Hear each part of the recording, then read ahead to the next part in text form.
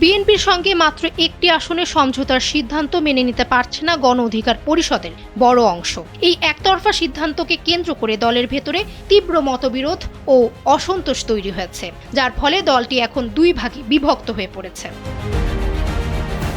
দলীয় সূত্র জানায়, গত 22 ডিসেম্বর গণ অধিকার পরিষদের সর্বোচ্চ ফোরাম, উচ্চতর পরিষদ ও জাতীয় নির্বাহী কমিটির সর্বশেষ সভায় 300 আসনে এককভাবে নির্বাচনে অংশ নেওয়ার সিদ্ধান্ত হয়। এতে দলের ভেতরে তীব্র প্রতিক্রিয়া দেখা দেয় এবং একাংশের নেতারা প্রকাশ্যে ক্ষোভ জানান।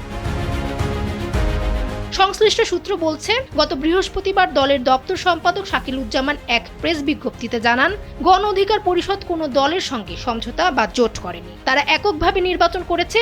কারো ব্যক্তিগত সমঝোতা থাকলে সেটা দলের সমঝোতা নয়। এই প্রেস বিজ্ঞপ্তির পরিপ্রেক্ষিতে পাল্টা আরেক বিবৃতিতে এটি নাকচ করে দেন দলের সভাপতি নুরুল হক নূর। তিনি ফেসবুকে লেখেন, ভুয়া প্রেস বিজ্ঞপ্তিতে কেউ বিভ্রান্ত হবেন না। গণ অধিকার পরিষদ ফ্যাসিবাদের কঠিন সময় থেকেই যুগপৎ আন্দোলন থেকে বিএনপির সঙ্গে ছিল, আছে, আগামীর জাতীয় সরকারেও থাকবে।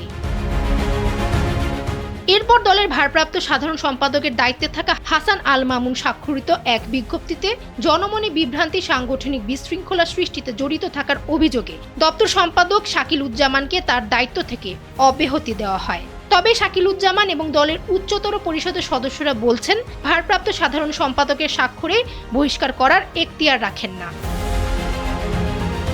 এমন পরিস্থিতিতে গণ অধিকার পরিষদের সভাপতি নুরুল হক নূর দেশের এক গণমাধ্যমকে জানান, দল গঠনের সময় বিভিন্ন দল থেকে লোকজন গণ অধিকার পরিষদে এসেছে। নির্বাচন সামনে রেখে বিএনপির সঙ্গে দলের আসন সমঝোতা হয়েছে। এরপরও অন্য কোনো দলের ইন্ধনে গণ অধিকার পরিষদের কিছু নেতার মাধ্যমে দলের ভেতরে বিশৃঙ্খলা সৃষ্টির একটি চেষ্টা থাকতে পারে।